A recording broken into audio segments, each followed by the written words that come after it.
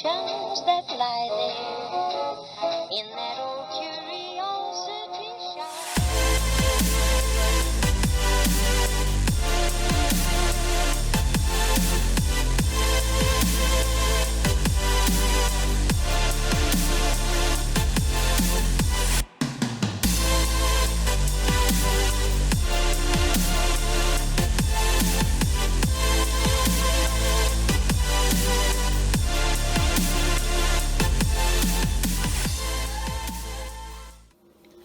This booth has some really delightful examples of Art Deco and very reasonably priced. Here's a percolator for $20 in a nice Art Deco style, and it does have it's got its basket. There's no cord, but those cords are pretty easy to find, at least in my neck of the woods. Here's another one with red Bakelite handles.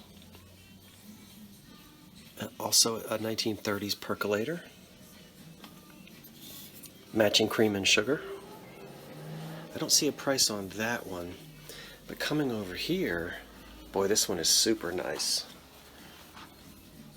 Priced at $42, the percolator and the cream and sugar with the lid. That's not bad because this isn't one that is not as frequently seen.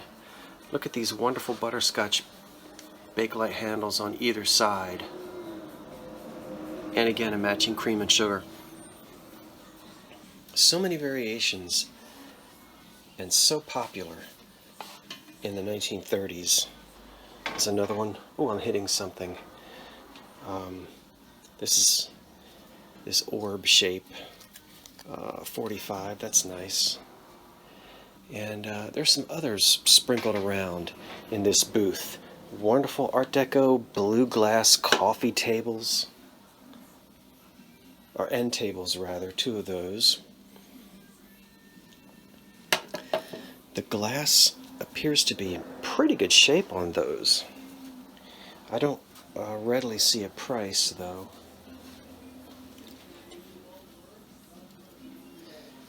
It's probably hiding there somewhere. We won't waste too much time trying to find it. There's another set right there. And check out this wonderful hair dryer.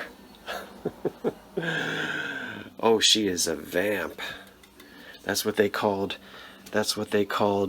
certain types of flappers in those days. Frederick's hair dryer. Frederick's hair dryer. That looks like it dates to about 1930. I did look at the price on that, and I think it's reasonable at $145.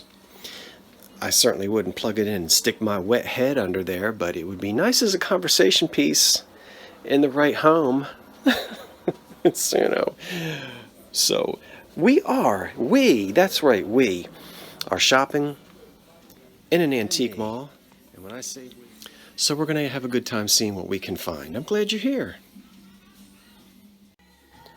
Well, I really like this Art Deco picture. I simply don't want to pay $35 for it, but I've never seen it before. Look at the top. That's very unusual. And, Crooksville. Okay, but just quite a geometric design on the top. I really like that. I wish it were a little bit less than $35, because I think, well, I suppose at that price, if it's just going to go in a person's private collection, that's okay. Remember, this is an antique store, and sometimes antique store prices vary from town to town and booth to booth. So you run into some booths that are priced what you might consider to be fairly priced for the collector market, but then sometimes you'll find booths that, boy, you can really get a bargain. And that's what we're looking for today. Well, actually, I'm looking for both, because I buy for my own collections and I also buy to resell.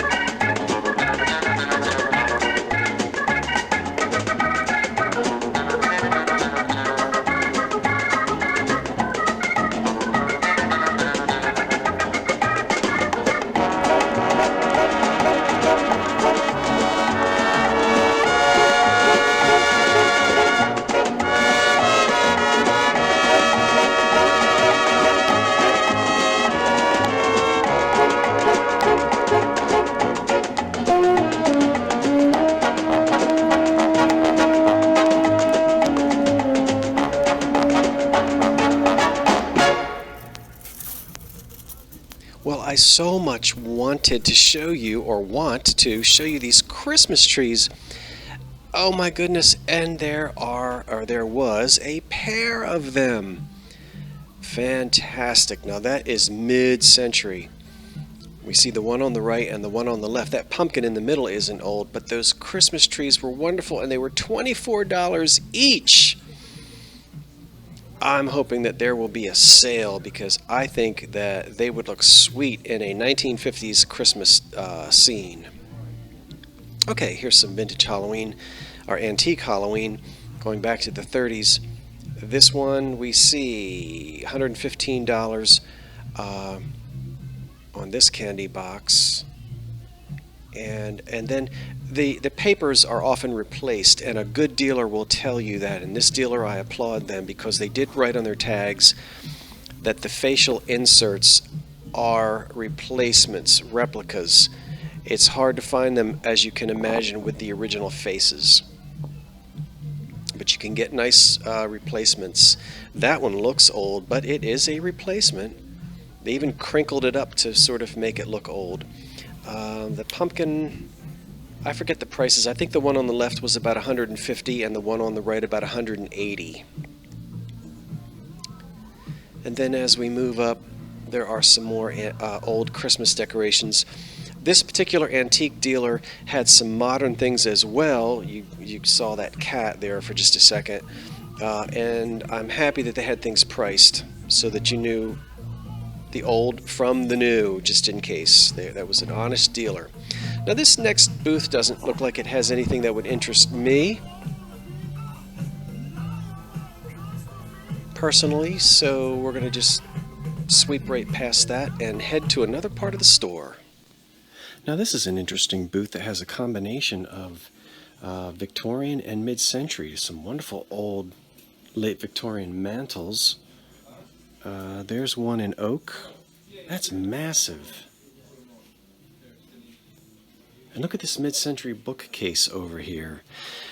You know, I looked at it from a distance and ran over here thinking it was something from the Mission era, and it certainly is not.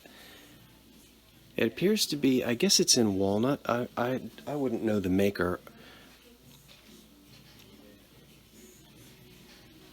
But it certainly is from the, 50s to 60s. Another nice mantle there.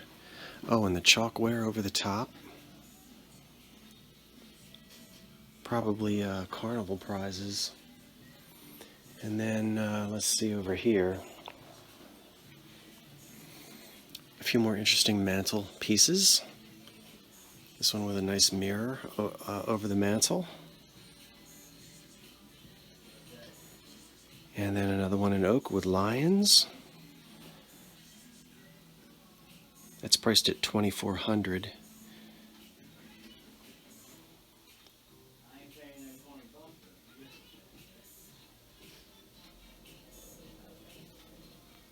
Some more mid-century down here. And I have to watch where I'm walking. Okay, let's go see what else we can find. Well, this looks like an interesting cabinet to take a look at, because I see this wonderful onion head, $32. It says set, so I don't know. Oh, I guess the set is that the onion is hanging out with that carrot right there, which you can't really see. Carrot head. So that would be the set, $32. And then there's some old salt and peppers back there. They are $35 for the set.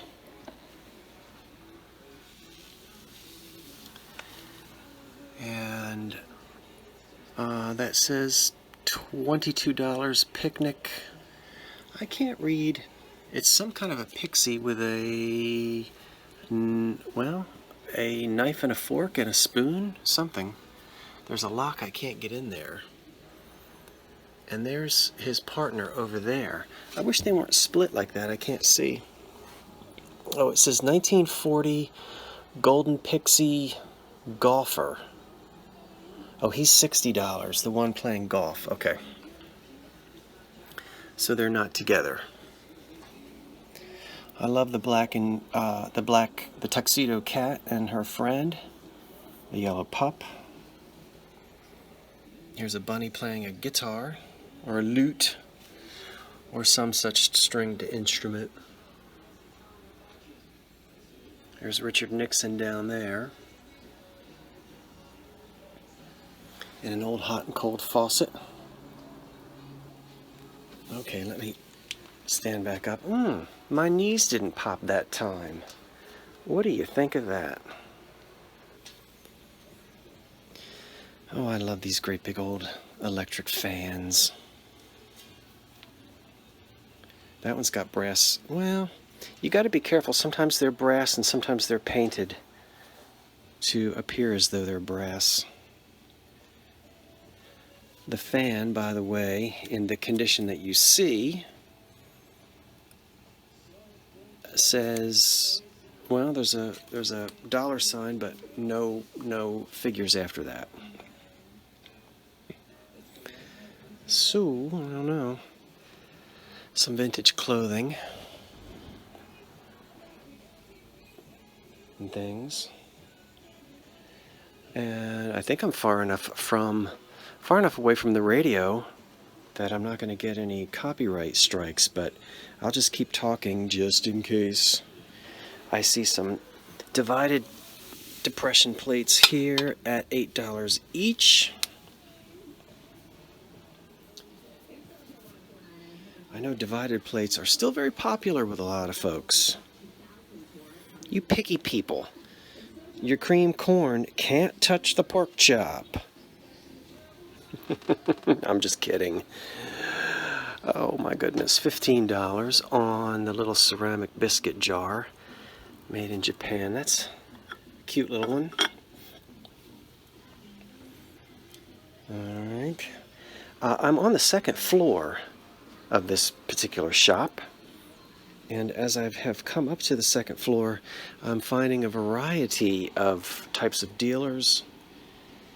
Some dealing in new things, country craft type things, and others really sticking to the antique theme, which I appreciate. This looks like maybe it's going to be a mix of things, but full cookie jars, glassware, all those cookie jars down there.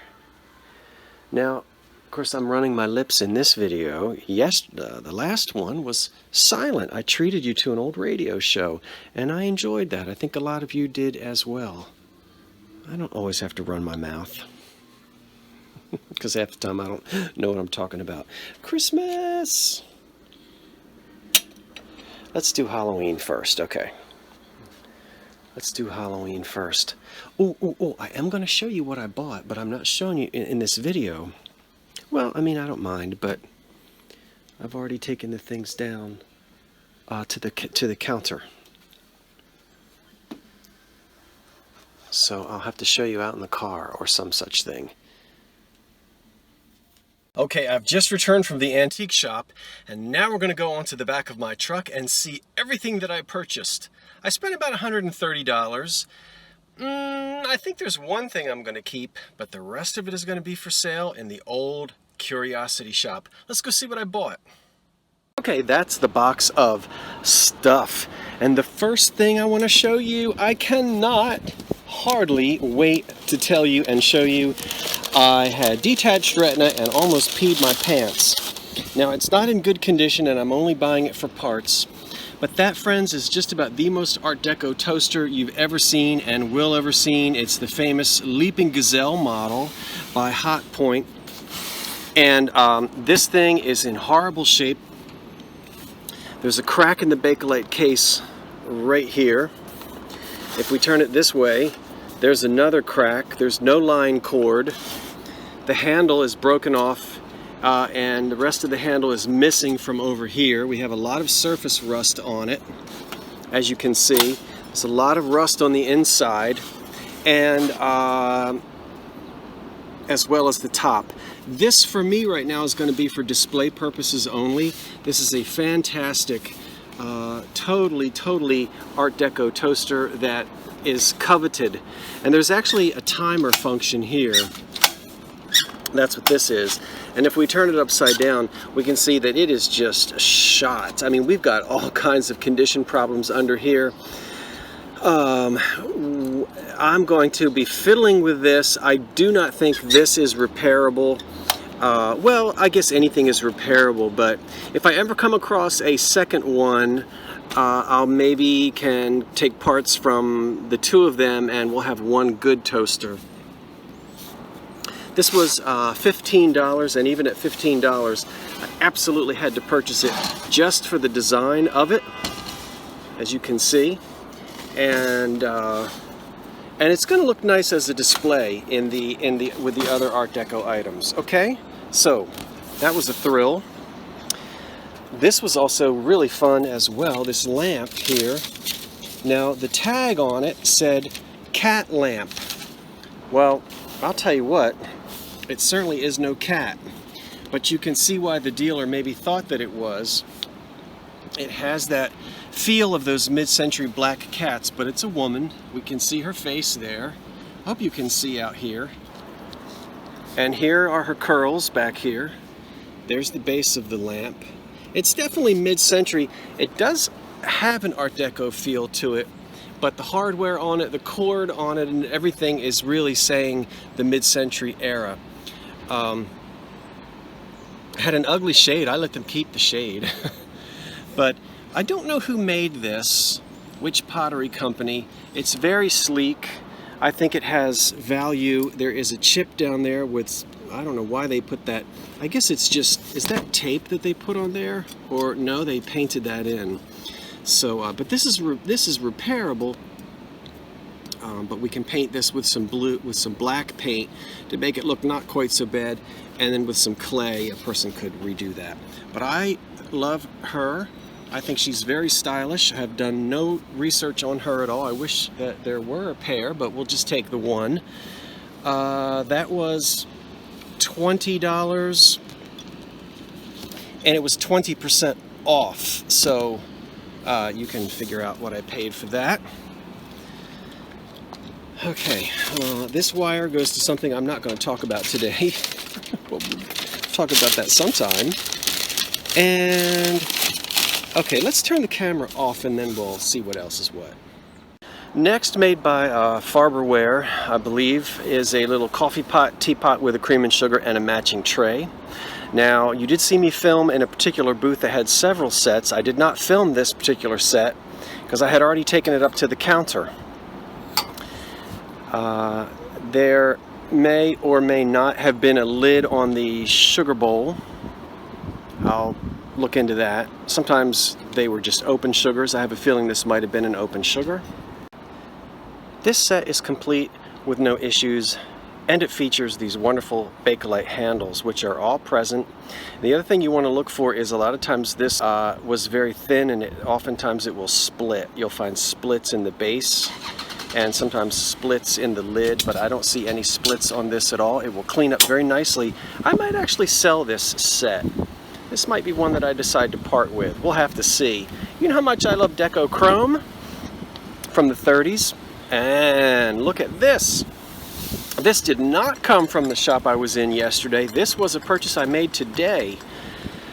It's the tulip shakers. We have the salt and pepper and the jar here, which I think this was for sugar rather than a grease jar. And if my memory serves, it's an Anchor Hocking set, but don't quote me on that because I don't always remember. It's Art Deco in style with the stylized flower pots and tulips. Salt and pepper. And this is in excellent condition. This was really a good set to find in the shape that it's in. And this will be for sale. It's not yet, but it will be.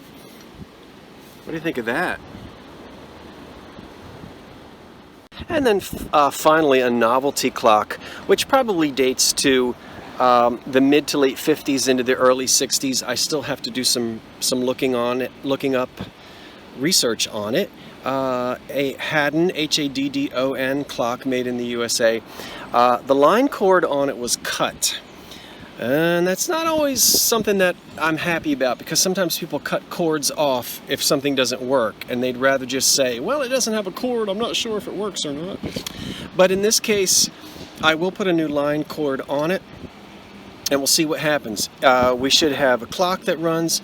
Granny should rock away in that chair, and there should also be a light that we can turn on and light up. So we'll see. It's made out of some type of a composite, and it's in really good cosmetic condition, and so I'm hoping that we have a working clock. If not, gives me something to tinker with, and you know I enjoy that. So we'll be revisiting Granny in her rocking chair and the clock later, and all of these things as well I'm going to be getting cleaned up and eventually listed in the old curio. That's it for the box. For now, I'm going to say that's it. But I have to end with the beautiful sky today in Philadelphia that is cloudless. This is Scott from the Old Curiosity Shop saying thanks for watching, and so long for now.